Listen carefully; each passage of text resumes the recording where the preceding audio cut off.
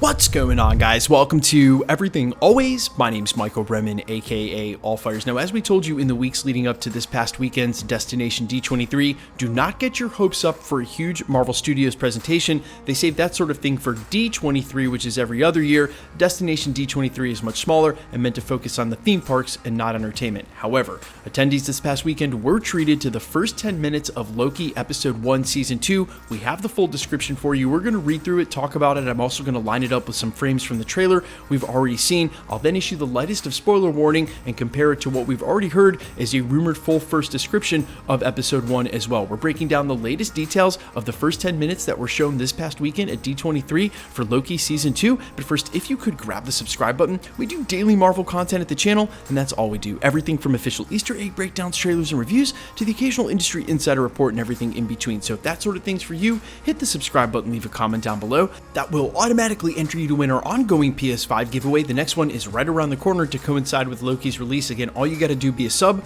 leave a comment on this video if you want, stick around to the end of the video. We get into all the giveaway stuff again there. Okay, so again, the first 10 minutes were officially shown at Destination D23, and we got this update and description coming from @MediaverseCU on Twitter. That's Mediaverse Comics Unwrapped, who went on to say this, quote, "The season opens with Mobius chasing Loki throughout the TVA. No one recognizes Loki. He tries to escape Fifth Element style by jumping onto the back of some kind of flying taxi. They hit a statue of Kang, then crash into the TVA. He glitches through time in case he recognizes him. Loki realizes he's going back and forth in time. There's a version of the TVA in the past where Kang openly ruled them and no one remembers. Something happened to cause Kang to hide behind the Timekeeper's facade." Okay, so keep in mind that's only the first 10 minutes of the episode, but there's some huge details here. Number one, that basically confirms that a majority of that first official trailer they dropped, him glitching up and down the hallway, him pruning back the wall to reveal the Kangs, him running from the TVA, that's all taking place at the beginning of the first episode, and a couple of these other frames may be from deeper in the season, but that's pretty par for the course and for a first trailer. We're going to get the pre-screeners in about a week or so. The first 2 episodes are usually included. I'm thinking a lot of this is going to be from said episodes. Now, the second thing is this past version of the TVA, mind you, even though the TVA is supposed to be outside of time, where Kang openly ruled them. Again, Loki pruning back the wall to reveal the Kangs, the Kang statue in the middle at the end of Loki Season 1. And while we still wait to see how Victor Timely is involved in all of this, one of the frames from the second trailer certainly looks like it implies that he's helping them fix everything. We have heard over the last 2 weeks prevalent rumors from industry insiders that the He Who Remains variant of Kang will also show up again at some point during Season 2, and I kind of wonder if they weren't referring to this first 10-minute look that maybe they had their sources get a look at early, and the He Who Remains variant is just a cameo as Loki's glitching through. Now, speaking of which, and as I mentioned during the prologue, we also have a rumored or leaked description of the first episode coming from an industry insider, one that we can trust. So the lightest of spoiler warnings, as in, if you want to go into the unknown not known, of course there's going to be some pre-screeners in about a week. There will be reviews that'll be spoiler free, but some of the details are going to get out there. This would be the time to back out. Otherwise, let's delve into that description and see if we can line it up in any way, recontextualize this first 10 minutes. And again, this is a description of Episode 1 per industry insider Daniel RPK, who goes on to say this, quote, "The end of Loki Season 1 was misleading. Loki didn't arrive at an alternate universe TVA or a TVA that had changed due to the death of He Who Remains, as most people theorized. Instead, due to a glitch in Time Loom, Loki found himself to the past of the TVA. Despite the TVA existing outside of time, the passage of time inside the agency still has a certain linearity.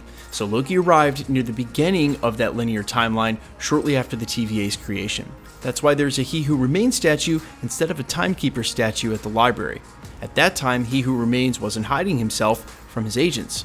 It was only after he erased his existence from their minds and created the myth of the Timekeepers. We find that out as Loki glitches forwards and backwards through time, visiting various periods of the TVA. Eventually, Mobius brings Loki to OB, the creator of the TVA's technology. He reveals that Loki is time-slipping, moving forwards and backwards in the timeline, which should not be possible in the TVA. Soon, Obi realizes that the glitch derives from the time loom, a temporal concept which is connected to the origin of the TVA. After a few hijinks and exposition about Time Loom and the nature of the TVA's existence, Obi manages to create a machine to send Loki to the present TVA and stabilize him there, but the Time Loom is still broken. Now, between the first trailer, which came after this description from months ago, and now the first 10 minutes being shown, I think we can assume that this description is pretty on par and that these details pretty nicely set up the series.